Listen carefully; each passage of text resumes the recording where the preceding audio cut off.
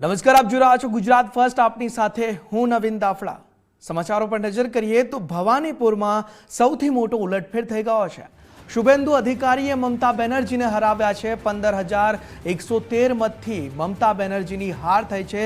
શુભેન્દુ અધિકારીની જીત થઈ છે એટલે ટીએમસી સત્તામાંથી તો ગઈ છે, પરંતુ વિધાનસભા પણ ગુમાવવાનો વારો આવ્યો છે. ભવાનીપુર બેઠક જ્યાંથી મમતા આગળ ચાલી રહ્યા હતા, હવે તેમની હાર થઈ છે અને શુભેન્દુ અધિકારી જે ભાજપના છે તેમણે મમતા બેનર્જીને હરાવી દીધા છે. એટલે મમતા બેનર્જીની હાર ભવાનીપુર બેઠકથી થઈ ગઈ છે અને એ પણ 15,113 મતથી મમતા બેનર્જીને બાદ આપીને શુભેન્દુ અધિકારી ભવાનીપુર બેઠકથી જીતી ગયા છે. એટલે જે ભવાનીપુર બેઠક છે પશ્ચિમ બંગાળમાં, આ ત્યાંનો સૌથી મોટો ઉલટફેર કહી શકાય, કેમ કે મમતાને વિધાનસભા સીટ પણ ગુમાવવાનો વારો આવ્યો છે. ટીએમસીને ભાજપે હાર આપી છે. કારમી હાર આપ્યા બાદ હવે શુભેન્દુ અધિકારી આ બેઠકથી જીતી ગયા છે અને અહીં મમતાને બીજો એક ફટકો પડ્યો છે, કેમ કે 15,113 મતની લીડથી શુભેન્દુ અધિકારી જીત્યા છે અને મમતા આ બેઠક પરથી હાર્યા છે.